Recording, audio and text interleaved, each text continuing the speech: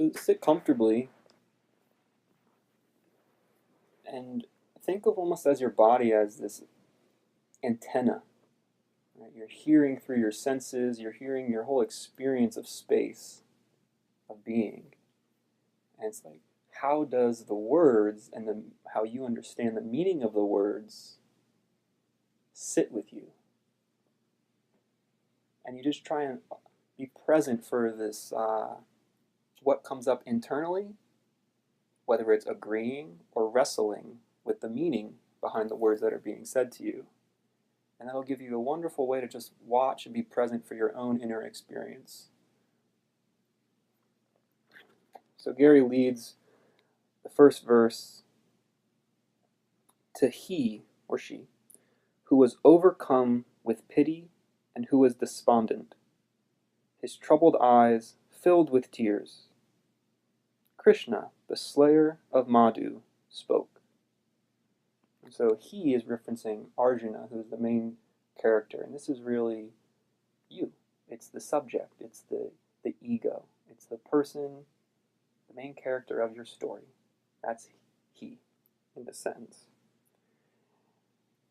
And Krishna is sort of the part of you that has been a guiding force or has been a great friend or a great helper or a mentor who has, that part of yourself that you really respect and admire, the qualities in your life where you've always been a champion. That's Madhu as a demon. So Krishna is the slayer of a demon. And so it's the part of you that is like the noble part of you. And he's about to teach or speak some words of wisdom to the part of you, Arjuna, who is the ego, who's in the middle of the story, the protagonist. And he's only about to speak these words to the ego in a very specific state, a very specific time in the ego's relationship to life. It's one where the ego is out of options, out of opportunities. You see, overcome with pity and despondent. He's miserable. He doesn't know what to do, where to go with himself. He's caught in his own conflicting beliefs and values. Troubled eyes filled with tears. So that's the part of yourself that I'm asking you to invoke right now. And even to try and connect with that piece of yourself. Because your champion's about to speak. The champion of you, your best, most noble version. And if you just allow yourself to sit and be with those two qualities of yourself, these words won't be something that's coming from the outside. Because everyone hears these words differently. These words will be your own inner meaning laid into the words. That's who's ready to really listen to the Gita. The person who has recognized that my ego, my current sense of center, is not doing a very good job. I'm stuck. I need external aid.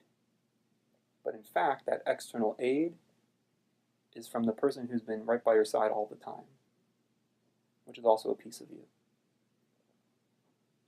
And it's that transmission that the Gita is really about.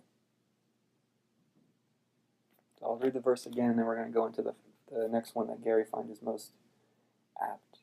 To he who was overcome with pity and who was despondent, his troubled eyes filled with tears, Krishna, the slayer of demons, spoke. I'm trying to keep that mindset with you as you move into the next verse. Krishna said, "This body is known as the field. He who knows it is called the knower of the field by the wise." This is already a little bit obscure. What he's inviting us to ask or think about is that there are different layers of how we interact with our reality. At first, if we are totally asleep, as far as we would consider non-dual philosophy, we go about thinking that our body just goes about it. We are our body. And we live our life, and when things happen to the body, they are happening to me. And so we want good things to happen to the body, because then good things happen to me. And we're very upset when bad things happen to the body, because bad things are happening to me. But he's saying this is not accurate. Krishna says this is not the way to think of it. The body is known as the field. And what's important to think about as a field is though you think of like a farming field. Things grow based on what has been planted in that field. So it's not necessarily what's happening to your body in your day-to-day actions, but rather what is it that you are growing inside of you? Values, beliefs, judgments, understandings, and inner wisdoms. What are those?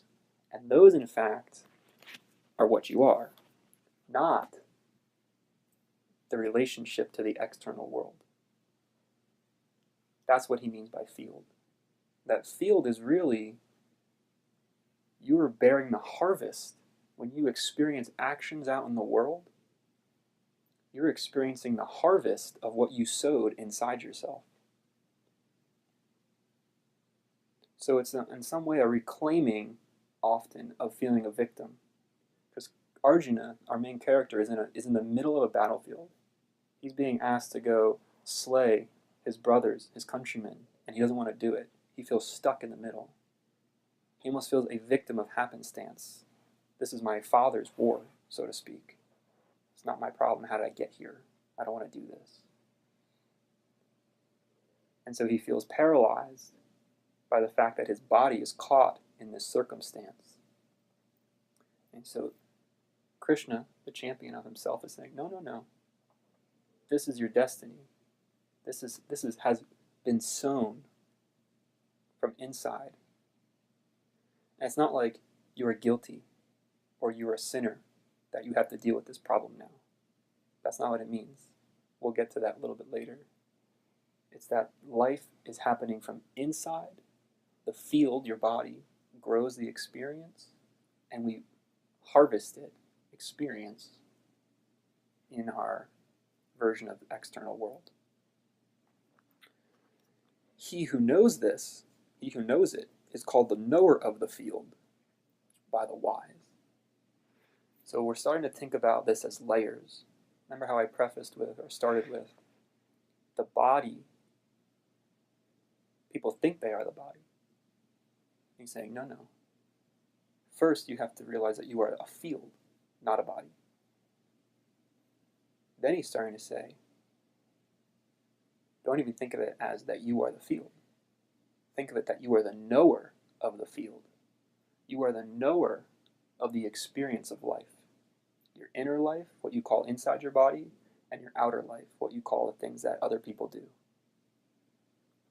He's saying, rather than make it a distinction, rather than make the line between inner and outer your body, make it being a knower and being it everything you observe.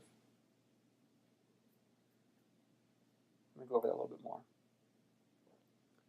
Rather than think of the line as what's inside my body is me and what's outside my body is the world. Saying, no, no. Think of your body as a field.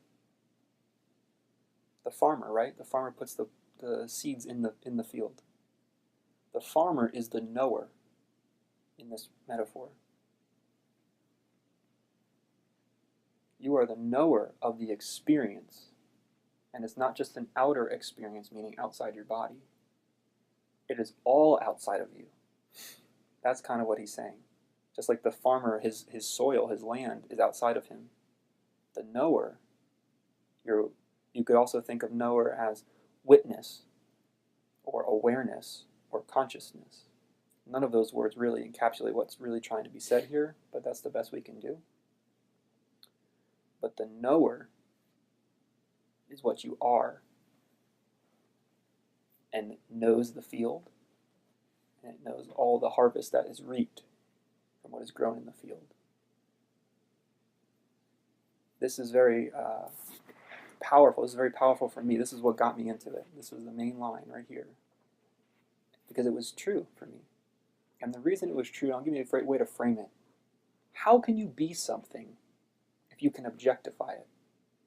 If you hold an apple in your hand, you know you're not the apple because the subject is you and you are looking at the apple, right? So the subject views the apple. So you cannot be the apple. Do you agree? You don't have to tell me, but you have to tell yourself. I agree, that makes total sense. Why? Well, I'm going to use the exact same logic, but when the rubber meets the road, when we meet our day-to-day experience, we actually act differently. I experience sadness. I experience happiness, or I feel sadness, or I feel happiness. How is that different than holding the apple in the logic stream that I used? There's an I having a verb action happen to an object. The object is happiness. The object is sadness. Also, your thoughts. You can see your thoughts, right? You have a thought, oh, I should go to meditation class. Oh, I'm being dragged to meditation class. The I is having an experience of an external object. The thought, the I views the thought. But yet often the confusion, we start to think we're the thought, and we start to think we are the emotion. And this is one of the main places that causes suffering.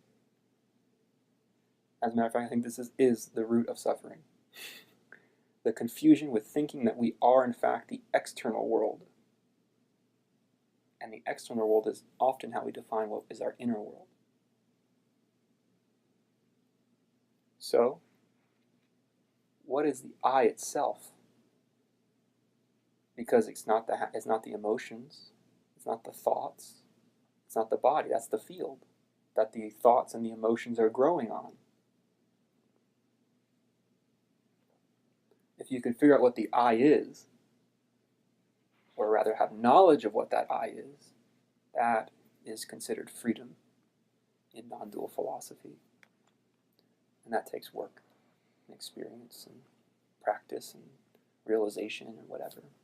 And it kind of starts to talk about it a little more in the next verse. So I'm going to read this last verse one more time, and then maybe we'll move to the next verse. The body is known as the field. He who knows it is called the knower of the field by the wise. By the wise is just saying, we give respect to those who have made it this far. You are in another layer of wisdom, of your becoming. In your, this is like well respected, and it's part of that initiation. You hang out with the wise, those who have made this sort of journey inward, that we are not going to blame or feel victim or feel like the hero of the external body relationship, that there's something bigger, something beyond, something deeper, the knower of the field. Okay, and we're going to do one more verse before we open it up. And this will really sort of frame the 3 verses together, will really bring the closure together for this session. And know that I am the knower of the field in all the fields. I is Krishna. Remember I said if you can figure out who the I is, you're in good shape. And know that I am the knower of the field in all the fields. The knowledge of both the field and the knower of the field is considered to be true knowledge. So it's very similar to the last verse, but there's some very key important things that have been added here that you don't want to just generally accept. You really want to scrutinize with. Because it's Krishna talking to Arjuna. He's saying, know that I am the knower of all the fields. So this is, to me, one of the key places when the non-dual experience happens. Often a person will, I've heard and I experience myself, I'm everybody. I feel at one with everything. And this initial experience is so often jarring that if you don't have context for how to frame it, it starts to actually inflate the ego even more afterwards. It's like, oh, I'm like a god. I'm super powerful. If you frame it through something like this, these wisdom teachers, you can remain in this space where instead of taking that opening experience and trying to refit it back into your old version of your ego structure, you allow it to sort of gestate, allow a new understanding to grow in the field. It's like if you still have your ego and you you have one of these awakening experiences, that's like GMOs. It's like you're just genetically modifying the things you're already growing in your field. But instead, if you have the awakening and you start to surrender and really let go into the wisdom that we are all the very same thing, that starts growing something totally different entirely. So the I, what this means, how could this be true? Okay, because I personally don't, Krishna in the stories is depicted as like this blue guy. He's got, he's like a warrior. I personally don't experience Krishna. I don't, I don't think I am Krishna in terms of its external characteristics. But remember earlier I prefaced with, how do we make sense of this? If this statement is true, then how is it true? And what I think it is that in the very center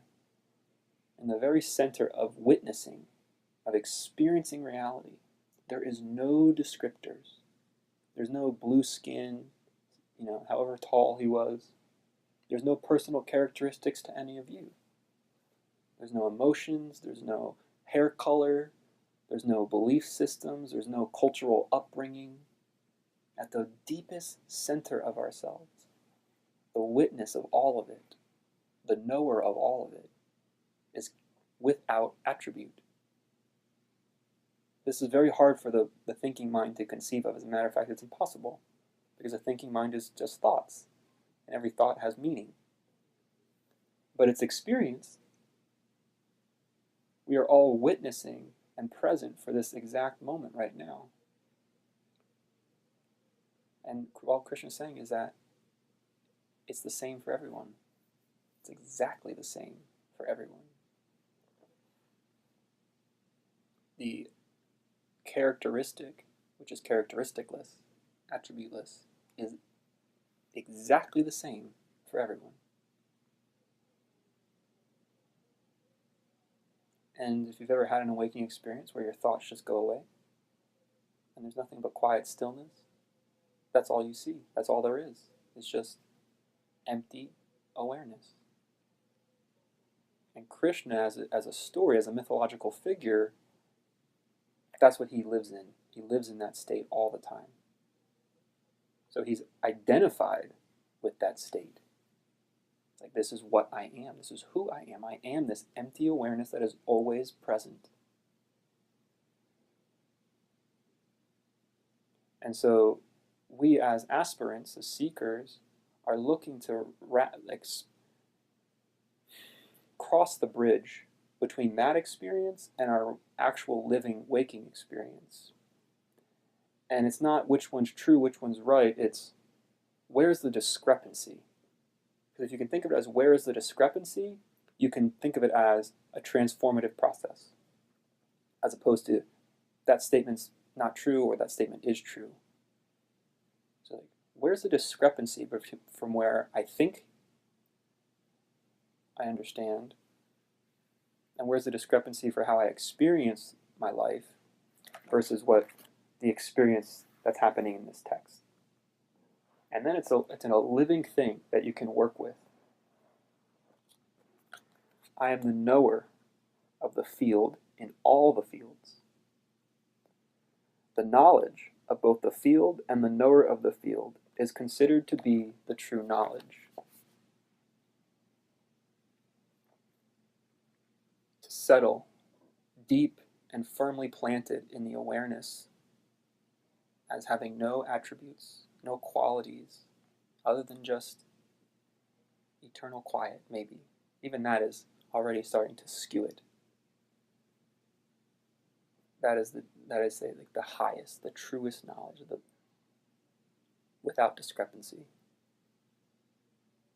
In our life, continuously, new things grow out of the field.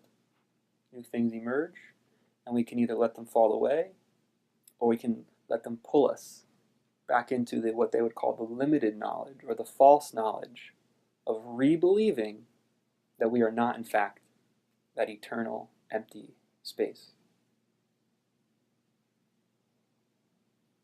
And it's the bridge. It's the discovery process. I'm going to read this line one more time, and then we'll move to the next segment. And know that I am the knower of the field in all the fields. The knowledge of both the field and the knower of the field is considered to be the true knowledge.